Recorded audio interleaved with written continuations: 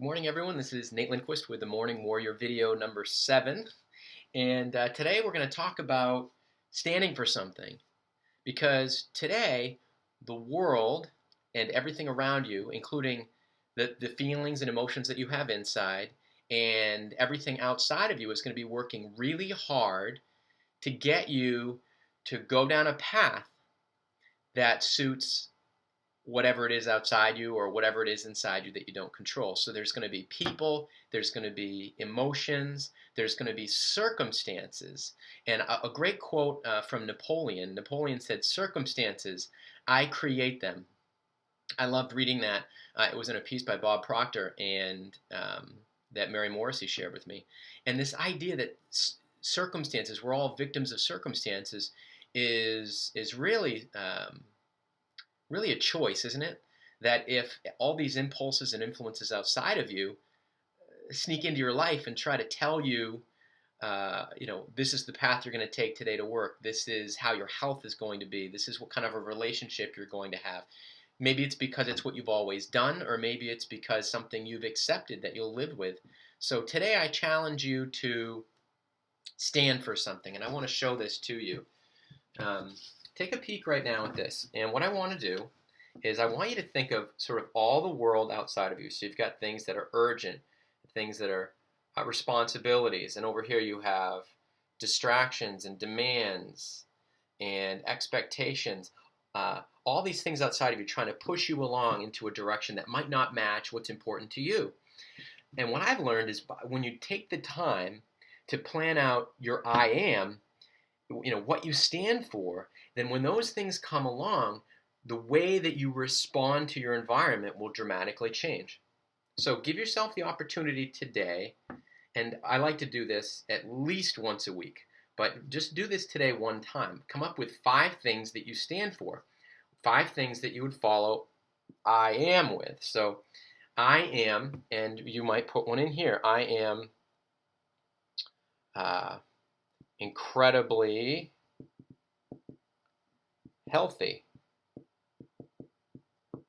So you could write that in and you could say, I am incredibly healthy. And then when a distraction comes in, or maybe your schedule is very demanding, you've decided you're going to pull in and eat at McDonald's. If you say in practice that you stand for something, then when someone says, well, what do you stand for? Or would you eat this burger? Or you're going to put this crap into your body, you can say, well, I'm incredibly healthy. And rather than trying to go to battle against the burger or the junk food or the fast food, you can say, I am incredibly healthy.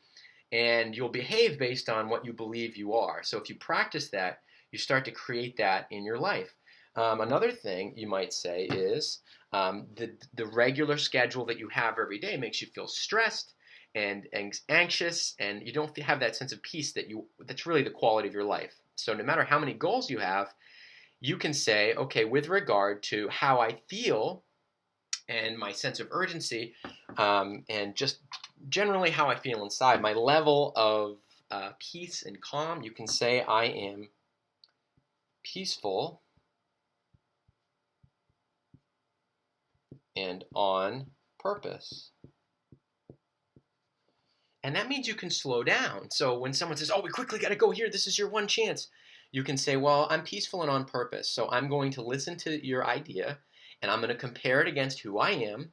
And if I can systematically and step by step move into going down the path that you're recommending, then, and I can do it in a peaceful and a purposeful way, then I can do that. But if it doesn't match if there's a need to quickly go do this and it doesn't really, if I can't do it peacefully, I'm not going to do it. I'm not going to do it at all.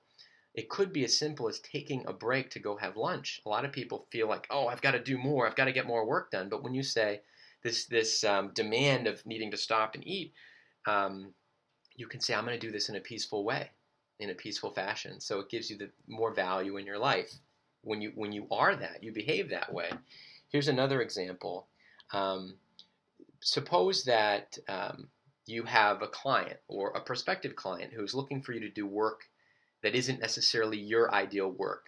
For me, sometimes people call on me and they ask me to, can you build a sales funnel for me? And I've got a certain number of clients that I work with in that capacity. And when I've hit that capacity, it takes up a lot of time and energy for me to put that together for somebody. So I'm going to say I am focused on my coaching and teaching right now. So I'm going to say I am a coach and teacher. And if someone asks me to go and build their sales funnel right now, to go and take on more work to build a sales funnel, it might be a match, it might not. But if I write in that right now I'm a coach and teacher and I'm working on my online training and my group coaching and my speaking, then right now, based on where I am and who I am, I can focus on what I've decided I am. And maybe I can frame up building someone's sales funnel or lead funnel for them, but I might do it as a teacher and as a coach rather than as the doer of the work. Relationships wise, maybe you have a relationship that's challenging you, and some place where you feel like maybe your husband, wife, girlfriend, whoever it is, your son or daughter, cousin, boss, you can say, I am a compassionate listener. Now, what if you were to say, I stand for being a compassionate listener? Even when you have preconceived notions and experiences with someone, you get to give them this relationship the credit of who you are. And when some impulses come in that want to make you feel anxious and want you to maybe get you to react to someone else's comments, you can say, I'm really going to listen to this person. And your first step becomes compassion, caring deeply about what it is that's going on in their world and trying to maybe become more capable of seeing things from their point of view. It doesn't mean they're right, but it means that you get to feel compassionate, and that's a very consistent place of strength that you can go to. So I am compassionate listener. And another one that you can add in, if you feel like you constantly have stress in your life about money, then you can say to yourself, I am wealthy. And you can behave as though you're wealthy. One great technique that I like to use, I call it effortless evidence. Put evidence of wealth in your life. Identify all the people around you that you're grateful for. Become really grateful for everything that you do have, and you'll start to feel wealthy, because obviously we all know it's not just about money. And then also put $200 in your pocket. Whatever it takes to find $200, because usually we pay bills, we don't even see the money that comes into our life. Take $200, borrow $200, even if you don't intend to spend it, and put it in your pocket. And give yourself the gift of feeling wealthy, and your decisions and behaviors will change based on being that wealthy person. You also become grateful for the things and the relationships, and it's not just about things, but it could be maybe the food that you have to eat, your shelter, being warm and safe, being in a safe country that has people who protect us. Just find a reason, find 15, 20 ways to be grateful, and then put $20 in your pocket. And behave when someone says, oh, I can't afford that, or I'd really want to go on this trip. You're going to be able to say, I can create what I decide I want enough, what I desire enough, and I can do it for the right reasons. So stand for something. There's nothing more exciting and empowering than deciding today, when you make a command to yourself that I stand for something. You'll behave based on those beliefs, and your day will be better. Thanks for watching this Morning Warrior video, and I'll see you tomorrow morning. Have an awesome day.